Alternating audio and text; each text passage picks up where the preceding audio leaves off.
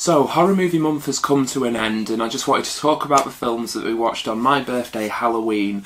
So, starting off on day 31 of Horror Movie Month, we watched a film, excuse me, called Hush, which is a low-key, sort of lo-fi British horror movie. It's essentially a remake of Steven Spielberg's Duel. It's about a bickering couple driving on the M1 motorway.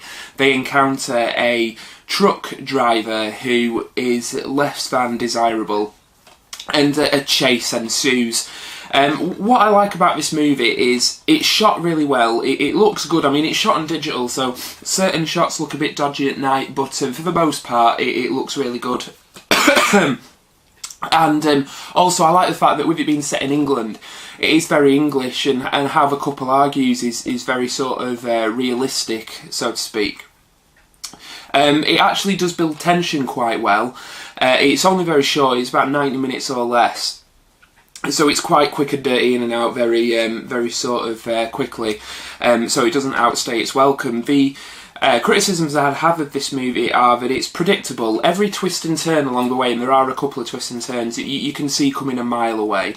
And some of the acting isn't its best. I believe one of the blokes in this was from a show called Waterloo Road and stuff, so the acting in it at times is a bit sort of dodgy. But for the most part, it's an enjoyable film. The only other problem is we've seen this movie hundreds of times before. Obviously, Duel is the best, and you've also had films like Roadkill or in the States, Joyride, which is far superior to this. But it is an interesting little horror movie. Laura actually bought me this for my birthday because she knew that I wanted to see it. And I did really enjoy it, and to be honest, I've been giving British horror quite a big chance recently, and I did enjoy it. So I'd recommend it if you have the opportunity to see it when it's on TV. Definitely check it out. It's an okay little horror movie, so I really enjoyed that. We actually went to the cinema to see a movie that was being screened at a cinema called The Dukes in Lancaster City Centre. They were screening the BFI re-release of the extended version of The Shining. Now, I never knew this until recently, which is stupid because The Shining is one of my favourite films of all time, and it's more than likely in my top 10 movies of all time. But apparently, when it was released in the States, it was actually half an hour longer than when it was released in any other country. And that was due to, well, I mean, we all know about Stanley Kubrick and his tendency to be a bit of a perfectionist. So he actually cut half an hour from the film before releasing it internationally. And I never knew this. So, as soon as I heard that the Dukes were screening the extended version, or rather the US theatrical cut to be more precise and correct, I thought, right, we have to go see that because it's like one of my favourite movies.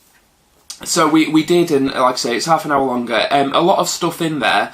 I'm not going to talk too much about the film because it's The Shining and everybody knows it. A lot of the stuff in there was sort of exposition, but for the most part, it really did help flesh out Shelley Duvall's character. Which is a very good thing because I always found that Shelley Duvall was the weakest element of the movie, both the character and the performance, with the weakest elements. But it does help really sort of flesh out her dynamic with her husband, Jack Nicholson obviously, and her son as well, and a hint that she may be a neglective sort of mother, more interested in television and books than her family, and he really adds another element to it. And then apart from that, you've got some extra shots, like skeletons in the hotel and stuff, which I thought were pretty cool. I liked it, and you have to remember that this version, the US theatrical cut, this is how Stanley Kubrick intended it to be seen, and I did really enjoy it. Some of the exposition was a little bit clunky, but a lot of it really did add to the experience of the movie, so I'm hoping that this will get a Blu-ray release because I'd love to have this in my collection. It's one of my all-time favourite movies. It's probably my favourite horror film of all time, The Shining, and I would love to own this extended version, so we saw that.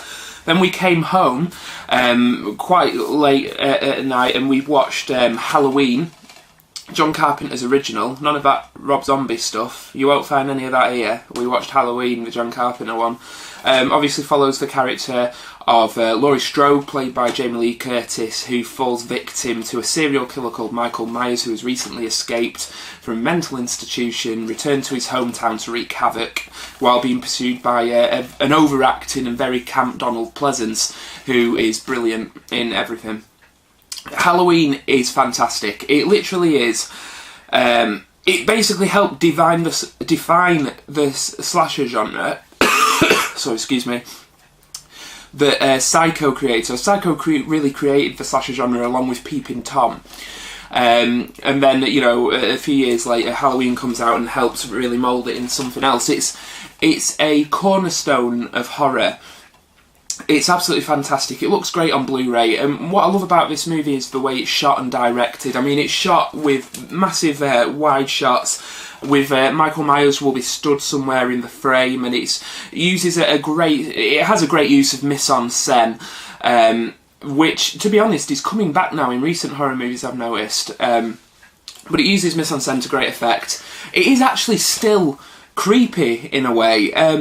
It really is a testament to John Carpenter in that it hasn't really dated. I mean, it was shot and it's set in the 70s, but to be honest, you don't look at it and think, oh my god, you know, this is clearly a 70s movie and I just can't get on board with the horror elements. Same way that I talked about Texas Chainsaw Massacre, because a lot of what happens is off screen. It doesn't allow it the opportunity to date, if that makes sense, so it's still an effective movie. This is in my top 100 movies. I love Halloween, I think it's great. So, highly recommended. I don't need to talk too much about this, because again, it's one you've all seen. And then, after Halloween, we watched Trick or Treat. Now, this is a film by Michael Dougherty, who was one of the writers on X-Men and X2, I believe. It's basically an anthology series set at Halloween. Follows 4 tales of sort of horror elements that intertwine sort of like Tarantino did with Pulp Fiction. I mean, a lot of people say this is Tarantino-esque, but I mean, he didn't create it. It's more like, Robert Altman. The fact that these different characters, you know, meet and all the storylines cross over and stuff on a Halloween night is something that's been done many times before Tarantino. This is a great movie. People complain that this movie isn't scary, but to be honest, it's essentially it's a very peculiar beast in a way. It's an 80s style anthology horror film. It's almost like Goosebumps, but with added sex and gore. So the level of threat and fear in this movie is something akin to Don't Be Afraid of the Dark, Goosebumps, Eerie, Indiana, you know, all those TV shows that you will have loved as a kid.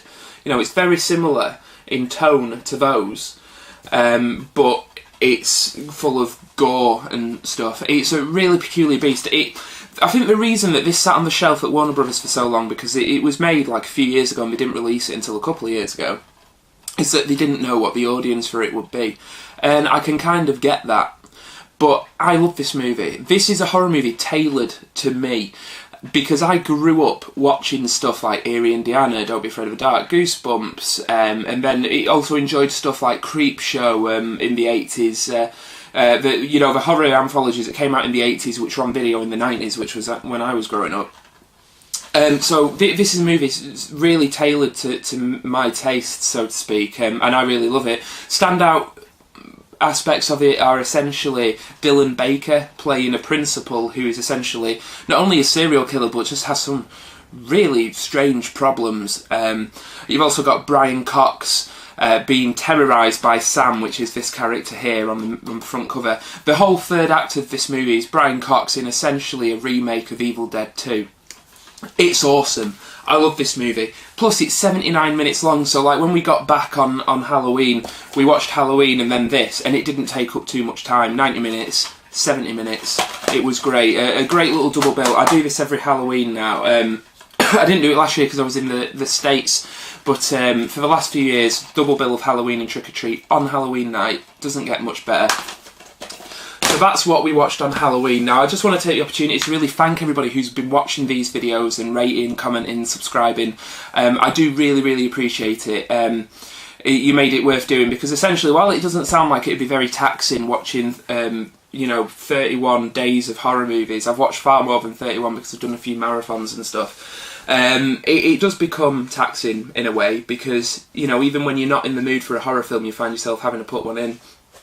So yeah, for the most part, it has been great fun. It certainly opened my eyes to different horror movies.